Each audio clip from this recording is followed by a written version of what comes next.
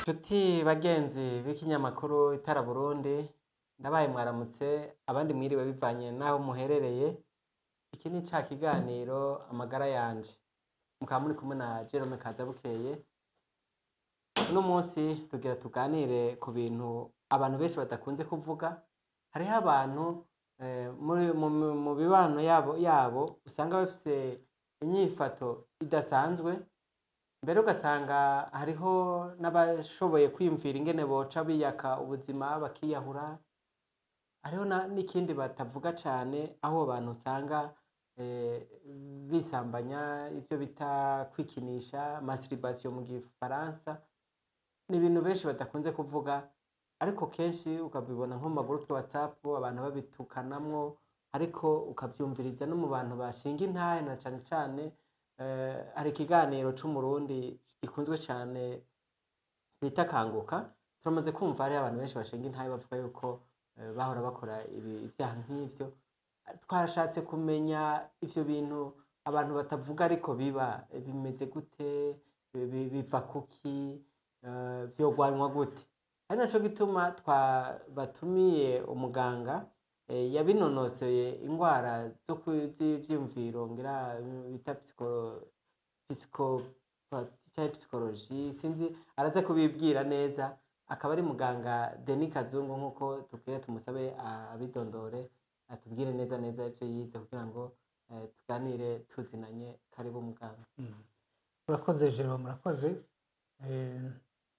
Amazina yanje nitwa Kazungu Denis, ndi docteur en psychologie, ariko nagize n'ibindi bijanye na psychopathologie nkuko wariko urabivuga.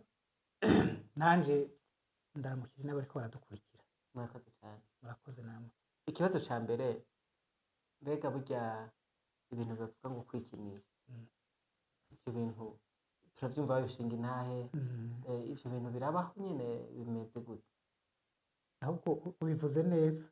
Uti turavyumva babivuga bashinga intahe yuko babihozemwo. Ni ibintu bitavugwa kenshi. Ibintu bitavugwa kenshi, ngira ngo nabo bavyubahuka kubivuga kuko ngira ngo baba barabivuyemo. Abakiri muri vyo ntibashobora gusokoroka ngo babivuge. Ariko tuzi yuko abantu batari bake barabanye n'ico kintu. Masturbation n'ababikora bari mu myaka yose.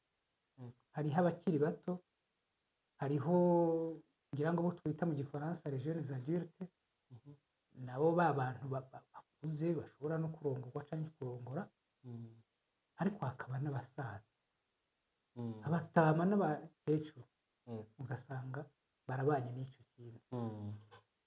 Ubwo rero turiko turavuga kuri ico kintu kitanavugwa, biyumve ko bose barimwo. Si ivy'abana gusa, si ivy'abadolesa gusa, si ivy'abasore, si ivy'inkumi gusa. Turazi neza yuko n'abantu bakuze bashobora kuba wokwibaza ko abanye n'ico kibazo, ugasanga barabikora. None biva kuki? Impamvu novuga ntiziri gutatu. Ubwa mbere na mbere hariho ababikora ari ba bantu bari muri ca gihe ca adolescence, kandi baba abakobwa baba abahungu bakabikora. Hakaba n'abandi babikora ushobora kuvuga ngo babikora ku mpamvu y'umubiri uriko urabagora. Abo ni nk'aba bandi dufata urugero, bishoboka ko nimba yaratandukanye cyangwa nimba bakure y'umugore canke umugore nabo bakure y'umugabo, ugasanga by'ukuri abo bantu umubiri wabananiye kwihangana, akavuga ati jewe sinza gusambana, ariko reka ndabikore gutyo, ndabikemure gutyo.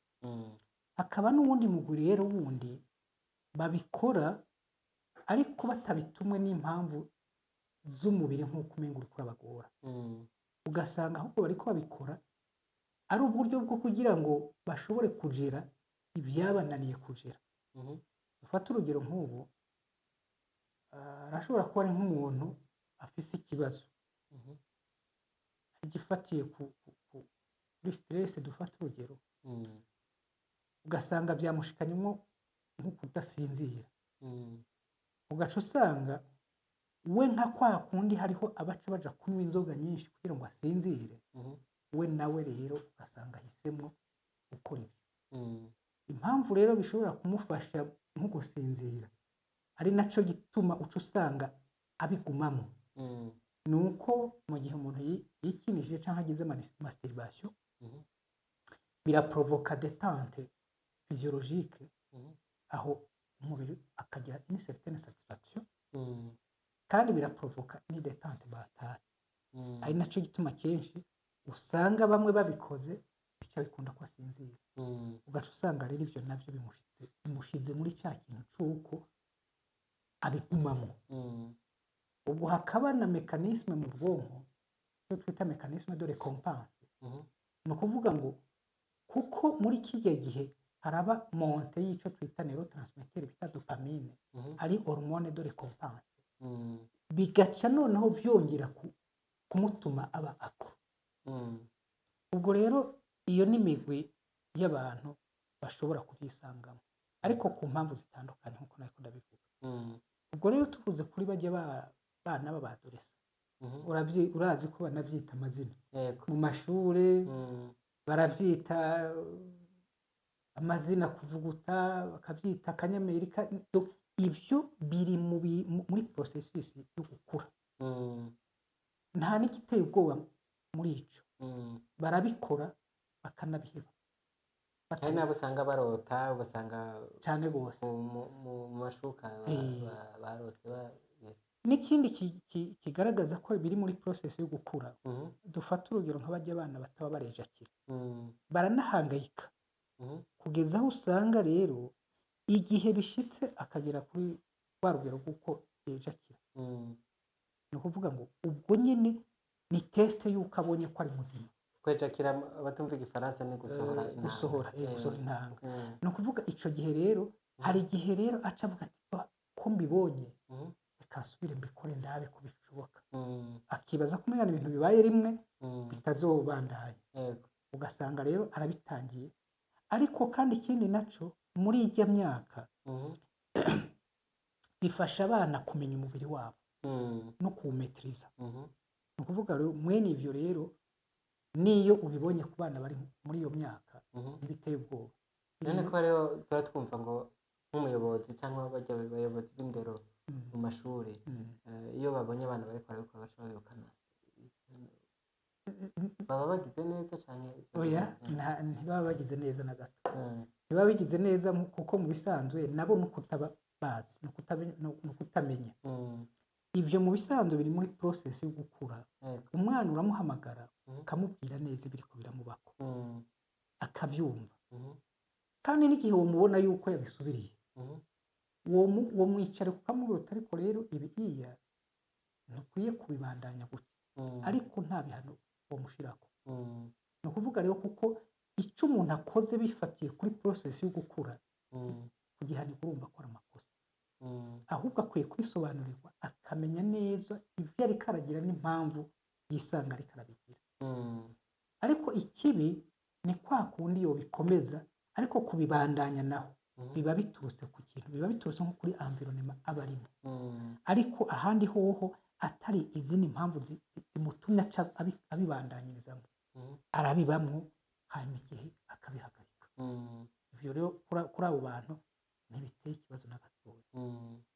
ni nka kwa kundi dufata urugero nko muri interna umuntu uramaze kuvyumva kenshi aho usanga abana b'abakobwa n'abahungu rimwe rimwe bakanabafata begamiranye ku bihome muri interna Mm. bijya byose biri muri process yo gukura Mm. simvuze ngo bace babareka Mm. ariko nanone kubahana ku bihano ku rugero rw'uko umenga dufata urugero nk'ubu baramwirukanye Mm. ati twabonye ariko arikinisha Mm. baca baramwirukana Mm.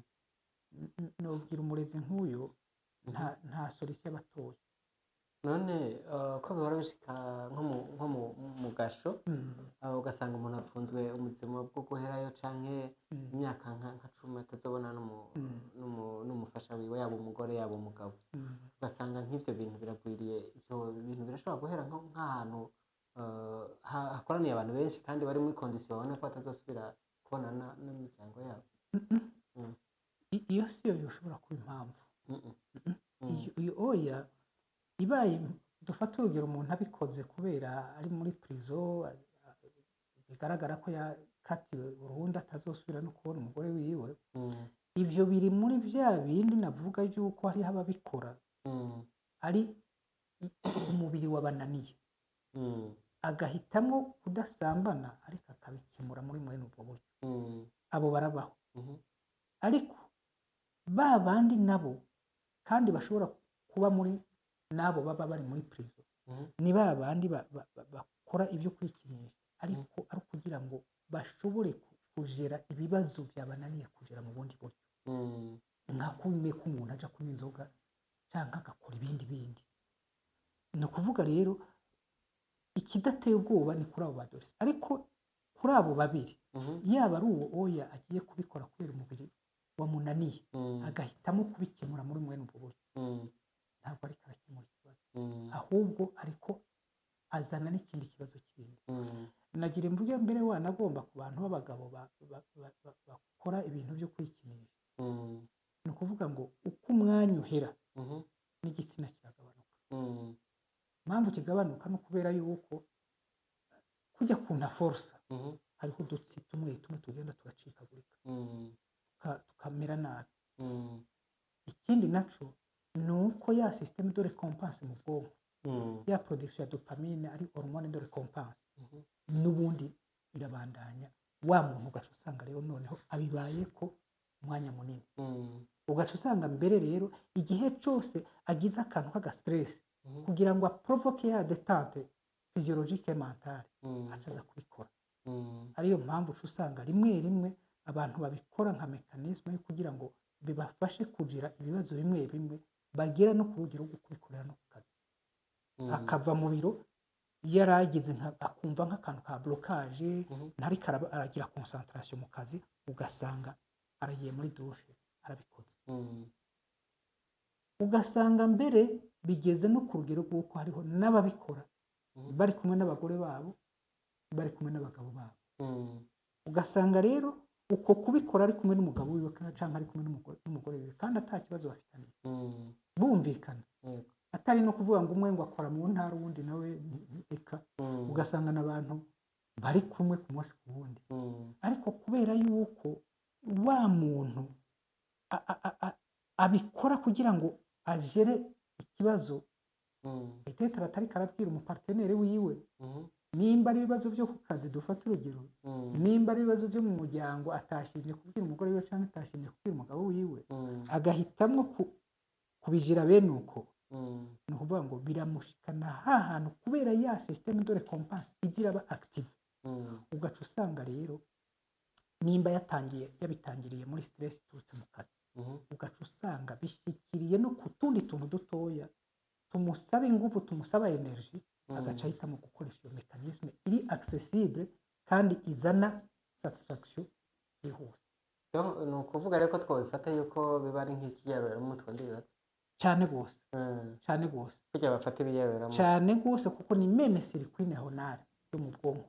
None iyo bishyitse yaba umugore akabigira ari kumwe n'umugabo cyangwa umugabo akabigira ari kumwe n'umugore wiwe, ntaco bigabanya mu rukundo rwabo cyane gose, canke hariya bariko bararangura amabanga y'ububatsi ntaco baheze ngo usange cagabanutse cyane gose, kiragabanuka kuko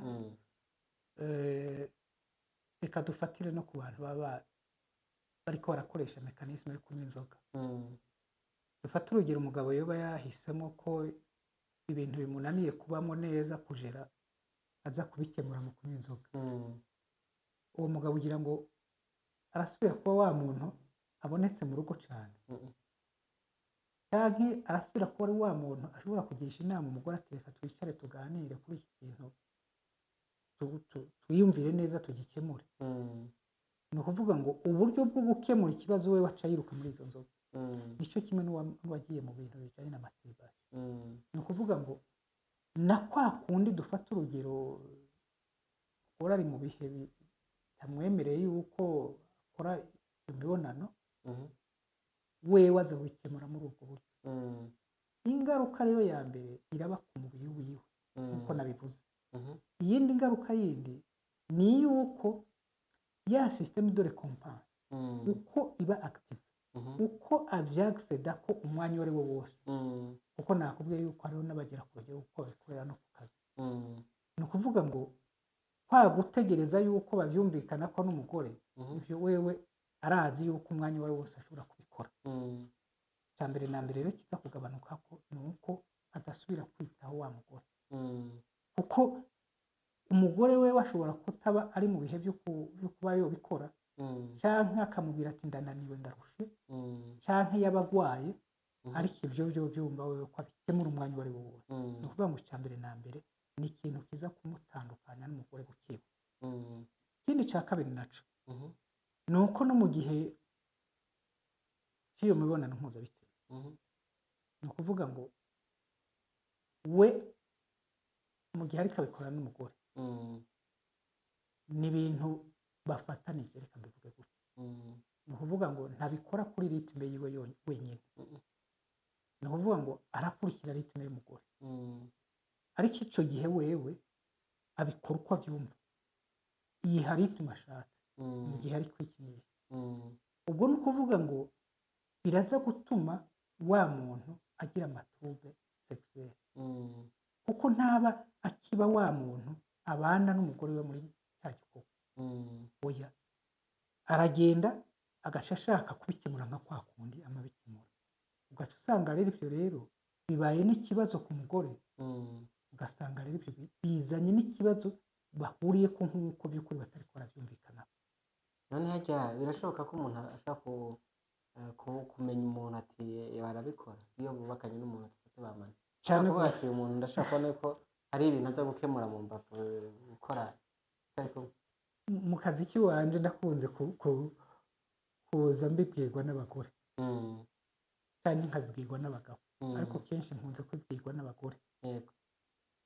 Ariko ivyo nubwo mbivuze gutyo, oya ntibivuze yuko abagabo aribo babikora bonyene, Mm. ahubwo rimwe rimwe hari n'abavuga yuko abantu bikinisha cane gose bimasitiriza ari abantu b'igitsina gore. Mm. Impamvu rero ashobora kubimenya uwo mwubakanye, uwo muntu yubakanye n'uwundi ashobora kubimenya, Mhm. ni ukuvuga ngo hari igihe usanga abantu baranumvikanye bati mw'isomene tubikora gutya, Mm. canke ugasanga n'igihe batumvikanye ngo ni umunsi mu naka tubikora, Mhm. ariko ugasanga igihe umwe yifuje uwundi aramubona, Mm. ariko ugasanga wa muntu nawe rero niba ari gahunda ivy'ukuri yashizweho ati ni umunsi mu naka, Mhm. wa wundi arabikwepa, Mm. cane cane nko ku bagabo, Mm. kubera aba azi neza yuko nimba yikinishije ku murango Mhm. canke nimba haheze amasaha angahe yikinishije, Mhm. aba azi neza ko biza kumugora, Mm. ugaca usanga rero agiye arabikwepa. Mm. Umugore rero ashobora no kuvyikeka, ariko co kimwe nuko ashobora no kwikeka ibindi birengeje, Yego. akavuga ati ariko umugabo vy'ukuri we iyo ankeneye ko jewe ndavyemera, Mm. ariko jewe mukeneye ntavyemera, ni biki? Mm. Agatangira kwibaza yuko afise abandi bagore ajamwo. Mm. Ubwo urumva rero muri za ngaruka vy'ukuri Mhm. biragera n'igihe rero ubwiwe nyene kumubera akagira ayo matrouble sexuel, ariko bigashika ugasanga bishikiriye n'umugore, kuko umugore nawe atangiye kuba muri mwene ico kintu co kwikeka, Mhm. ubwo ni ukuvuga nawe aramuharuruka, ugaca usanga rero ibibazo biradutse. Mm. Urumva kwikinisha muri za ngaruka bishobora no gushika ku rugero rw'uko bisenyura urugo, bagashobora no kwahukana kubera iki? bakahukana kubera ico. Nshuti bagenzi b'ikinyamakuru Itara Burundi, iki ni ca kiganiro amagara yanje, nk'uko mubibona turi kumwe na muganga Denis Kazungu ariko aratuganira kuri ibi bintu abantu badakunze kuvuga, kwikinisha. Si ukuvuga ko twabizanye ngo ni ugushira isoni canke no kuvuga ibishegu, ariko ni ukugira ngo dufashe abantu bashobora kuba babikora kugira bashobore kubiheba. None ga muganga Denis Kazungu, ivyo bintu umuntu yobivamwo gute? Ahubwo ico nico mbere cyari n'ikibazo gikomeye Mm. benshi batanavuga, Yego. ariko ico ni nk'ama addiction ayandi yo yose ni nka kurya k'umuntu bavuga ati inzoga ziramurembeje yarabaye imbata y'inzoga canke yarabaye imbata y'ibiyovyabwenge ni ukuvuga ngo ivyo birafashwa mu buryo bubiri. Hari igihe umuntu agera ku rugero rw'uko afata n'imiti, icyo gihe arafashwa n'umupsikiatre médecin psychiatre, ariko ku ruhande rw'umupsikologe nawe ni ukuvuga ngo ya miti irafise icyo ifasha mu mubiri, kuko nakubwiye yuko hariho n'ibiba byaramerewe nabi, icyo gihe arafashwa mu mubiri. Nakubwiye yuko hariho na système de récompense iba yarabaye igenda iraba active produire ya dopamine ya hormone de récompense, icyo gihe ni ukuvuga ngo ya neurotransmetteur imiti wa muntu aba akeneye kugira ngo hasubire kuba ineregiration. Ubwo ni ku ruhande rw'imiti médecin psychiatre arashobora kumufasha byerekeye imiti, ariko ku ruhande rw'umupsikologe nawe ni ukuvuga ngo wa mupsikologe amufasha kuja muri bwa buzima bwiwe, akaraba neza atari ku muntu ibi bintu yabigiyemo gute, ikibazo cabimutumye ni ikihe, ni bya bibazo byo ku kazi, ni bya bibazo byo mu rugo, ni ibibazo personnel, ni ukuvuga ngo biba bihagaze muri mode de vie y'uwo muntu. Ibyo rero abifashwa ko n'umupsikologe, uko ya miti ni ukuvuga ikora mu mubiri, ariko wa mupsikologe amufasha kuraba ibyaturutse muri ya mode de vie yiwe, akaba ari byo umuntu amufasha. Kuko ahandi hoho n'igihe nabyo rero mbivuge nabyo, hari n'igihe abantu bibashikira akabwirwa n'umuti ashobora kuja kugura, n'igihe bishitse uwo muti akaburonka bica biba nka bya bindi byo kuzimanganya ibimenyetso, ariko ikiriko kiratera ibimenyetso kihari. Ikindi naco ga Jerome ni uko uyu munsi dufata urugero nk'umuntu anabivuze, dufata urugero abibwiye abakozi b'Imana ati je ndafise iki kibazo, abakozi b'Imana bafise ukuntu bashobora kwisobanura, bakavuga bati iyo ni imyuka mibi, ni abadayimoni baguteye, bakamusengera. Ariko urumva by'ukuri mu gihe ibyo bintu bakoreye kuri kwa kumusengera gusa, ibyo bintu ntibishobora gushira bihe. Nico gituma rero no muri kwa gufasha ba bantu mboneyeho no kubivuga, ibintu byose ntibiri spirituel, ariko cyo kimwe nuko natwe tutavuga ngo ibintu byose nivyo muri santé mentale, ariko ibi mbivuze kubera yuko nzi ko hari abantu usanga ibyo bibazo babigendana, ariko ugasanga by'ukuri igihe babibwiye nk'abakozi b'Imana bivanye no kwizera kwabo, bakaguma muri kwa gusenga, ugasanga umuntu ico kintu anacihanye n'umwaka wose, n'imyaka 10 n'imyaka ngahe. Ubwo rero mboneraho no kubivuga by'ukuri, nabo baba bariko barafasha abo bantu banavyumve. Iyo ni addiction nk'izindi, nk'uko ibintu by'uko umuntu dufata urugero afite ibiyovyabwenge, akoresha ibiyovyabwenge, utoshobora kuvuga ngo tubirangirize mu kumusengera. N'ivyo rero ni addiction nk'izindi, barakwiye kumenya neza yuko gufashwa ni muri ubwo buryo bubiri, no mu psychologue no mu psychiatre. Ariko cyane cyane kwirinda birusha gushika kuri ubwo rugero. Kwirinda vyoba vyiza mu gihe cyane cyane wa muntu amaze kumenya neza ibintu bishobora kumutuma aja muri ivyo bihe byo kugira ngo agire ivyo bibazo vyiwe aciye kuri iyo mekanisme. Mu gihe yamaze kubona ati je ibibazo nibi birambangamiye, birakunze kunshikana muri iki kibazo, hariho ivyo ashobora kwirinda. Nibwo buryo bwoba bwiza mbere kurusha. Duciye ku mayange dufite nk'abantu batatu, hari nk'umuntu aba yabikoze muri adolescence, kuri abanyeshuri usanga bariko ariko arakura, bakabyigishanya, akabigumiza ko akarongora, akabikagumamo. Uyu muntu yobikira gute? Ubundi wa kabiri twofata ni wa bandi bari ahantu babona bati nta bundi buzima dufise, ntizosubirana n'umuryango, barapfunzwe, canke n'abasoda n'abapolisi baba bari mu mamisyo yo hanze, babona ati ngiye kumara imyaka 3 ntari kumwe n'umugore, canke bari ku mashuri kwiga kure y'imiryango. Mm. Uwa gatatu nawe akaba ari n'uwo muntu avuga ati jewe mu kugira ngo nkemure ikibazo ndagitorera umuti nuko ndabikora. Abo bantu batatu yovyirinda gute nyine umwe ku wundi?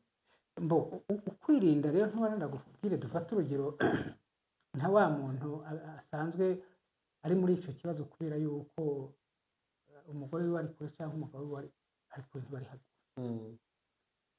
Akenshi nabivuze nti nubwo aba ari umubiri umeze nk'umunanira kwifata, ariko hama hariho ibindi hambavu biciye bifatirako. Dufatire nk'urwo rugero uvuze ati yaba ari nk'umusoda cyangwa umupolisi ari muri misiyo ahantu, ari muri situation nayo imutuma agira muri bya bihe bya stress, n'uwo yasize mu rugo nawe urumva ntibaba bari kumwe, izo mpande zose. Ni ukuvuga ngo igihe cyose nubwo navuze ngo iby'umubiri hama hariho ibindi bintu biri hambavu bimushikanye muri icyo kibazo, kuko iyo haba hatariho n'ibindi bintu biba biri hambavu bica bimushikana muri icyo kibazo, twasha tuvuga ngo abantu bose batagira abagore cyangwa batari kumwe n'abagore cyangwa batari kumwe n'abagabo babo, ni ukuvuga ngo baca bategerezwa gukora ibyo gusa.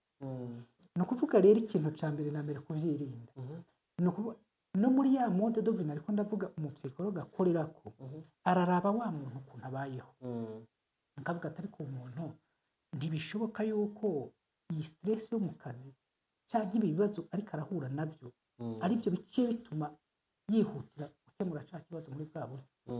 Ni ukuvuga ngo ukwidentifia neza resources potentielles za stress cyangwa z'ikindi kintu gishobora gutera uruhagarara, nibwo buryo bwiza bwo guca ubona neza uti ikintu no kigera gutya.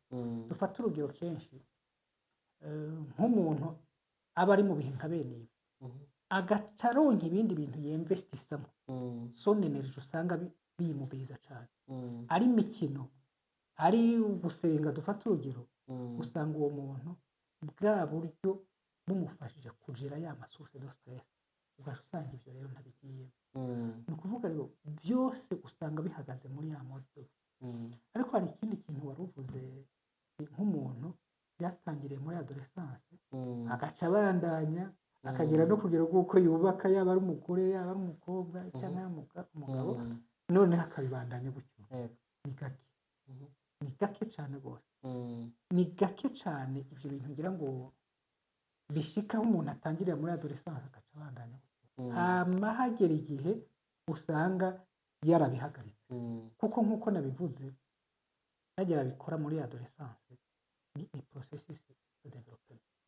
Iyo processus de développement rero hariho imyaka umuntu agira ini découverte de son corps, akagira icyo novuga nti obsession, ukuguma nyine ibintu byose abibona ku mubiri wiwe. Iyo etape umuntu ayirenganye, ni ukuvuga ngo aca yinvestisa energy mu bindi. Ari cya gihe tubona umuntu ugasanga aritaho ibintu byo gukina umupira cyane, aritaho ibintu ni ukuvuga ngo ni etape. Ibyo ni gake gake cyane rwose bigumamo.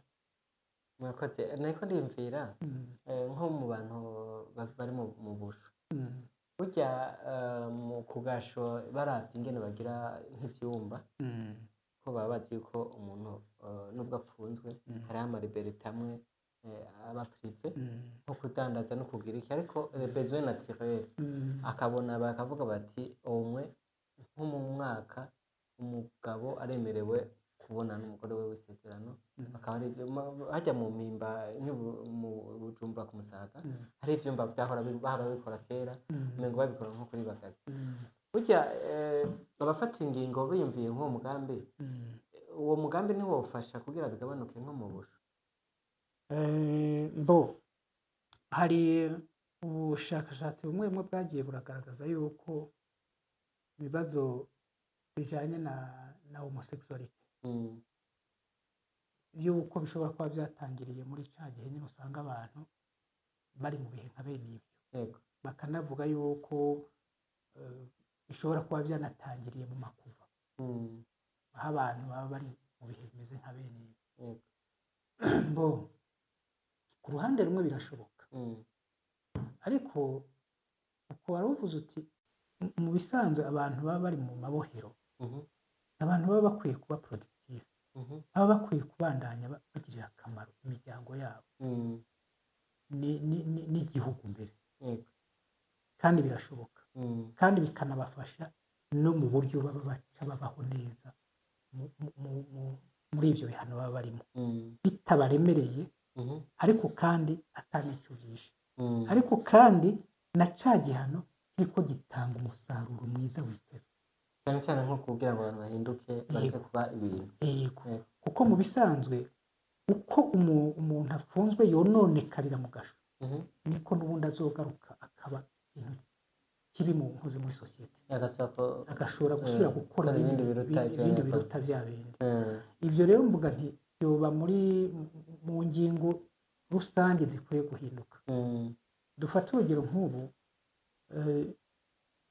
hari igihugu kimwe kigeze kubikora sinibuka ko yoba ari Argentine ariko haza uwundi muntu arabihindura ni ukuvuga ngo abantu baba bari muri prison uko wari uvuze uti mbega burya ntibikwiye cyane mvuga ntibirakwiye kuko urabona mu bisanzwe yorinda n'imiryango yabo kuko wa mugore dufata urugero umugabo wiwe bamukatiye imyaka 15 ni ukuvuga ngo haba hariho risike yuko ashobora gushakira uwundi mugabo nimba dufata urugero apfunzwe babyaye umwana canke agafungwa batarabyara n'umwana ubwo ntumva yuko umugore ashobora kwibaza ati ariko iyi myaka 15 ubu je nzoza kuvyara umwana wa mbere mu myaka 40 ugaca usanga yishakiye uwundi ariko nko mu gihe ivyo byoba bitegekanijwe ugasanga by'ukuri ubwo buryo burashoboka byoba byiza kurusha kuko urumva ko bica bituma na wa mugore amurindira bakave mu gasho donc mu gihe hashoboka kuba hari ubwo buryo bw'uko bishoboka yuko umugabo n'umugore babyarana umwe ari mu gasho urumva ko wa mugore ataho yashobora kuja mbere yuko turangiza kino kiganiro hari abavuga yuko abantu bikinisha kenshi bibagirirwa n'ingoga bashobora kuba barwara za ndwara bita maladie d'Alzheimer nk'abantu mwabinonosoye ivyo bintu nivyo nimba ari vyo reka duce tugira ko n'ikibazo ca nyuma n'ikihe wohanura abantu babikora n'ikihe wohanura abafata ingingo cohinduka vyoguma ari ibintu bivugwa canke vyo twebwe turubarutse mu kinyamakuru Itaraburundi turabivuga abantu bobandanya babivuga duhere kuri igihembwe ca mbere jewe mbere nibaza yuko vy'ukuri ngira ngo n'abantu bashobora kwibaza atari ibi bintu bavugiye ahantu abantu baza gukurikira ibintu nk'ibi ari abantu benshi ndakeka yuko kubivuga sico caha twuba dukora kandi kubivuga abantu sico caha baba bakoze ahubwo kubireka ngo bibe abantu batabivuga nico kintu kibi cyane kuko hari igihe twoba twabivuze tukavuga n'impamvu tukavuga n'uburyo abantu bashobora kubifashwamo ugasanga hariho abavyumvise batari bazi ko bashobora kubifashwamo bakarondera ingene bafashwa kandi bakabiheba bakabivamo ubwo rero mbanje kuvuga rero ntikubivuga sico caha na gatoya ikindi naco rero kindi ni uko gushika uyu munsi mu bantu bahura n'ikibazo nk'ico wowe rero murashobora kuba ufise umuntu w'umugenzi mwama muri kumwe ariko ntiyigere akakubwira ibindi bibazo bindi byose afise ariko Jerome nubwo yoba kwizeye gute icyo kibazo ntakikubwira ubwo none wumva by'ukuri abantu bazokira gute tutabivuze turagomba kubivuga ariko uko wari ubivuze nyine yuko by'ukuri nubwo tubivuze ngira ngo hariho benshi ngira ngo bashobora kubibona uko utari ko ariko jewe mvuga nti n'ibitari ibyo birakwiye kuvugwa icyo tuba tugamije ni iki ni uko twira ngo abantu bamenye neza yuko ibibazo baba barimo bashobora kubifasha kandi bakabirengana none cya kibazo nenda kubajije umuntu iyo afise arabaterwa na za ndwara zo kwibagira n'izihe ngaruka mbi zindi mu ngaruka nk'uko nabikubwiye yuko hari ingaruka zibera mu mubiri nakubwiye ni twa dutsi ariko kandi ikindi naco n'uburyo mbega no kudakundana n'uwo bashaka babana ariko cyane cyane na kwa kuntu usanga uburyo intanga zari kuba produit si bwo buryo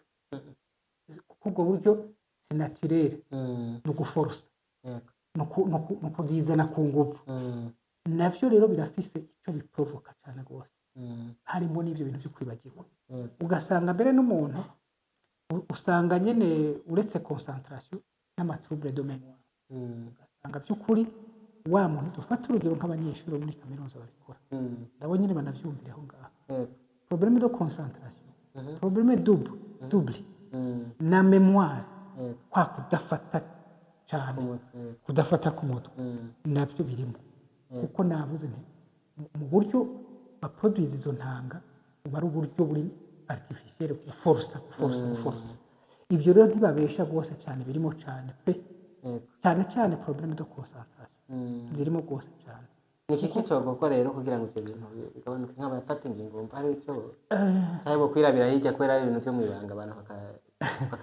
bakagira umwitegerezo kubafata ingingo kugira ngo byoba muri rusange kuko sinovuga ngo abatware bafata ingingo ku kintu kijanye na masturbation nk'uko umenga ni ikintu kiri kugira hagarika ubuzima bw'igihugu oya ariko ivyo ntibivuze yuko atari ingingo bofata muri za ngingo rusange zo kugira ngo by'ukuri bubake amaserivisi ya santé mentale akorera ku bibazo byose atana kimwe gisigaye no muri vya bindi turiko turavuga bimere nk'ibitavugwa ariko babishikire gose ni ukuvuga rero ikintu ca mbere na mbere rero ni uko by'ukuri hakwiye amaserivisi ari specialize ku bintu by'amaddiction mu bihugu byacu akenshi uzosanga by'ukuri nta maserivisi usanga ari specialize kuri addiction kenshi bangira bamenya umuntu yuko byagoranye ari uko bamutwaye kwa rojanti cyane rwose nyine cyane bakabona ukundi kuntu yitwara bakavuga batujya mu ibyo ari byose arafise ikibazo ariko by'ukuri ingingo zofatwa zozo ni muri rusange zo kugira ngo bubake amaserivisi ashoboye gukorera ku bibazo ibyo ari byo byose ariko kandi bakanubahura n'abantu ukubahura abantu ndiko ndavuga nibyo ntiwogenda ngo batangaze ngo abantu bafite iki kibazo bagira ariko kwa kundi baba bubatse serivisi bakamenya neza yuko abantu bakagira ayo makuru yuko n'iki kibazo ufise ashobora kugenda agafashwa. Murakoze cyane tukaba tubashimiye kuri uno mwanya mwaduhaye. Murakoze cyane. Tukaba twifuza ko no hanyuma twabahamagara muzo twitaba tubitaba rwose. Amanshuti bagenzi b'ikinyamakuru Itara Burundi nongeye kubashimira babwira ko twari kumwe na Dr Denis Kazungu abakeneye kumubaza ivyo bashaka kuganira turashira ngaha hepfo link ija kuri chaîne YouTube yiwe kugira ngo muze muraganira mu mubaza ibibazo.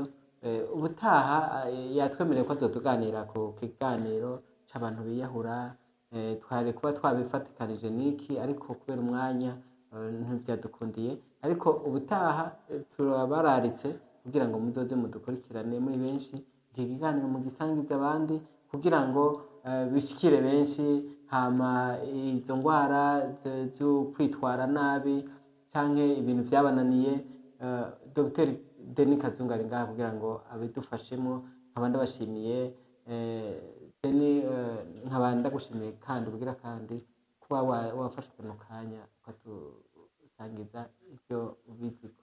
Murakoze jewe murakoze n'ikindi gihe jewe muzogenera ari cyo nshoboye nzogikora ko ndazi yuko ibibazo ibivugwa ariko birahari kandi birakeneye gukemuka.